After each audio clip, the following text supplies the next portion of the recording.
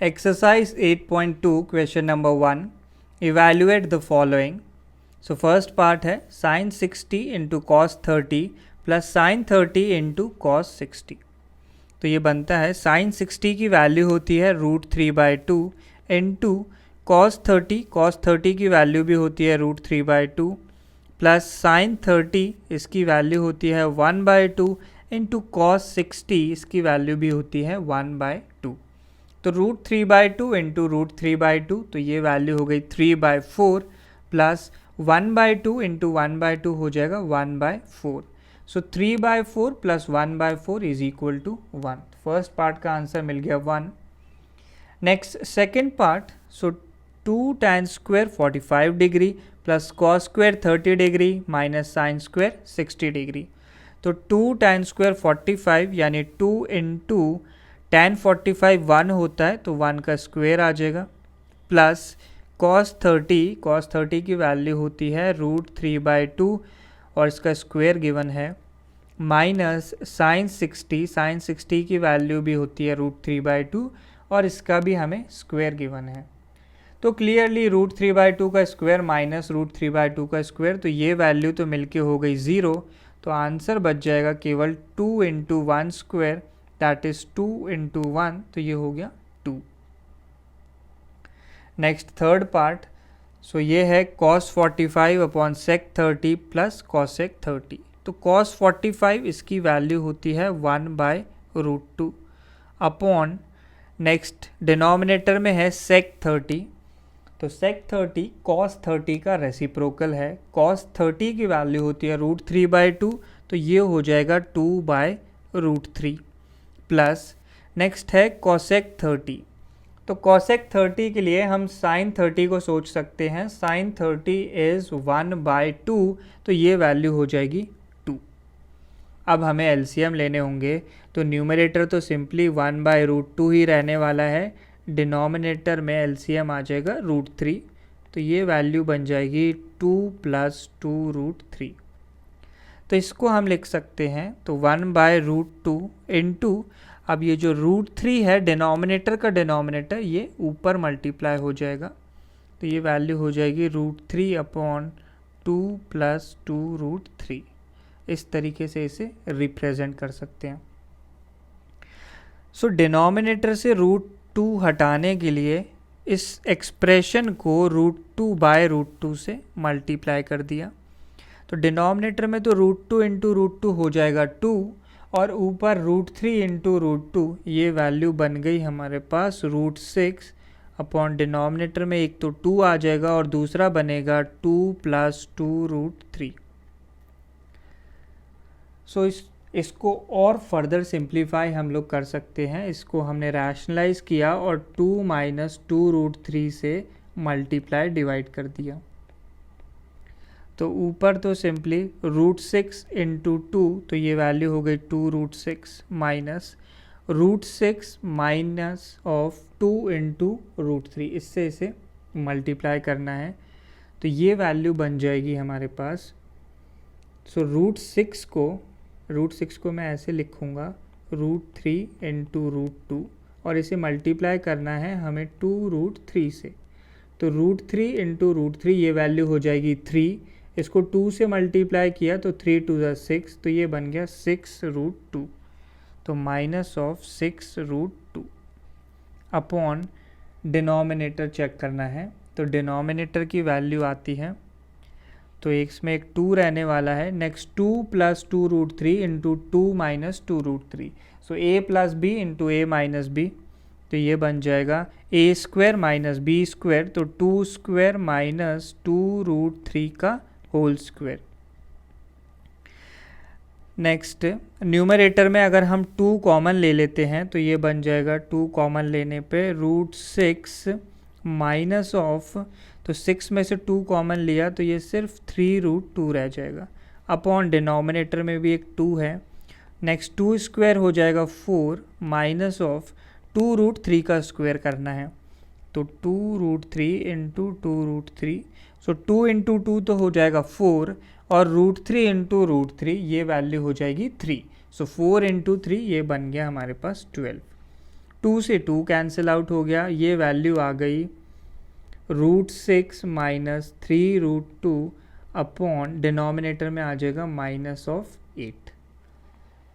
सो इसको हम लोग क्या कर सकते हैं, -1 से डिवाइड कर सकते हैं, -1 से मल्टीप्लाई डिवाइड कर सकते हैं। सो ये बन जाएगा, ऊपर की तरफ हमारे पास बन जाएगा 3√2 माइनस √6, -1 से मल्टीप्लाई कर दिया तो टर्म्स एक्सचेंज हो गए और नीचे -8 है तो वो वैल्यू बन जाएगी 8। तो ये हो गया final answer. Next fourth part पे आ गए हम लोग। सो फोर्थ पार्ट, इसमें ऊपर पहला टर्म है sin30 होता है 1/2 प्लस नेक्स्ट है tan45 होता है 1 माइनस cosec 60। तो cosec 60 या तो इसकी डायरेक्ट वैल्यू 2/√3 हम लिख सकते हैं, या ऐसे सोचा जाए कि sin 60 होता है √3/2, तो उसका हमें रेसिप्रोकल करना है। सो ये हो गया 2/√3 अपॉन डिनोमिनेटर sec 30। तो sec 30 को हम cos 30 से सोच सकते हैं, cos 30 होता है √3/2, उसका रेसिप्रोकल किया तो आ गया 2/√3 प्लस cos 60, ये वैल्यू होती है 1/2 प्लस cot 45 होता है 1। तो इसमें हम LCM लेंगे न्यूमरेटर और डिनोमिनेटर दोनों में। तो न्यूमरेटर में क्रिएट LCM बन जाएगा 2√3। तो ये पहला टर्म बन गया, पहले टर्म में 1 से √3 मल्टीप्लाई हो जाएगा तो ये √3 बन गया, प्लस अगला जो 1 है ये 2√3 से मल्टीप्लाई हो जाएगा, -2 अपॉन √3, तो ये 2 से मल्टीप्लाई होके बन जाएगा -4 होल अपॉन, तो डिनोमिनेटर में भी LCM 2√3 आ जाएगा। पहला टर्म 2 से मल्टीप्लाई होगा तो 4 हो गया, अगला √3 से मल्टीप्लाई होगा तो √3 प्लस 1 जो है 2√3 दोनों से मल्टीप्लाई हो जाएगा। तो यहाँ पे ये 2√3 कैंसिल आउट हो जाएगा, ये बनता है, ऊपर बन गया हमारे पास √3 प्लस 2√3, तो ये वैल्यू हो गई 3√3 -4 अपॉन डिनोमिनेटर में बनता है √3 प्लस 2√3, तो ये हो गया 3√3 साथ में +4 है। तो इसको रैशनलाइज कर सकते हैं, तो इसे मल्टीप्लाई डिवाइड कर दिया हमने 3√3 -4 अपॉन 3√3 -4 से, तो ऊपर क्लियरली 3√3 -4 का होल स्क्वायर बन जाएगा। और डिनोमिनेटर में हमारे पास बनेगा, तो ये a plus b into a minus b लिखा हुआ है, तो ये हो जाएगा a minus of a square minus of b square. तो ऊपर a माइनस बी का होल स्क्वायर आ गया, नीचे a square minus b square आ गया। तो a माइनस बी का होल स्क्वायर बनता है a square plus b square -2ab, तो -2 इंटू 3√3 इंटू 4 अपॉन डिनोमिनेटर में a square minus b square, तो 3√3 का स्क्वायर, तो ये हो जाएगा 9 इंटू 3, तो ये वैल्यू हो गई 27 माइनस ऑफ 16। तो 3√3 का स्क्वायर आता है 27, तो ये ऊपर वैल्यू बन गई 27 प्लस 16 माइनस ऑफ, तो 2 इंटू 3√3 इंटू 4 है, तो 2 इंटू 3 किया तो ये हो गया 6 इंटू 4 किया तो 24, तो 24√3 बन जाएगा -24√3। और डिनोमिनेटर में है 27 माइनस 16, तो ये हो गया 11। तो फाइनल आंसर आता है 27 plus 16 that is 43 -24√3 upon 11। Next fifth part. So fifth part में बनता है 5 into, so cos square 60 degree, तो कॉस 60 की वैल्यू होती है 1/2, तो 1/2 का होल स्क्वायर आ जाएगा, plus 4 into sec square 30 degree, तो सेक 30 डिग्री की वैल्यू होती है 2/√3, तो ये बन जाएगा 2/√3 का होल स्क्वायर, माइनस tan45 1 होता है, तो यहाँ आ गया 1 का स्क्वायर, अपॉन डिनोमिनेटर में sin 30 का स्क्वायर दिया है, sin 30 होता है 1/2, तो 1/2 का स्क्वायर, प्लस cos 30 होता है √3/2, 2, सो √3/2 का होल स्क्वायर। तो ये वैल्यू बनती है 5 इंटू 1/2 स्क्वायर किया तो ये हो गया 5/4 प्लस 2/√3 का स्क्वायर बन गया 4/3, 4/3 इंटू 4 किया तो ये हो गया 16/3 माइनस 1 अपॉन 1/2 स्क्वायर तो 1/4 प्लस √3/2 स्क्वायर इज 3/4। तो डिनोमिनेटर तो 1/4 प्लस 3/4, ये वैल्यू सिंपली 1 हो गई।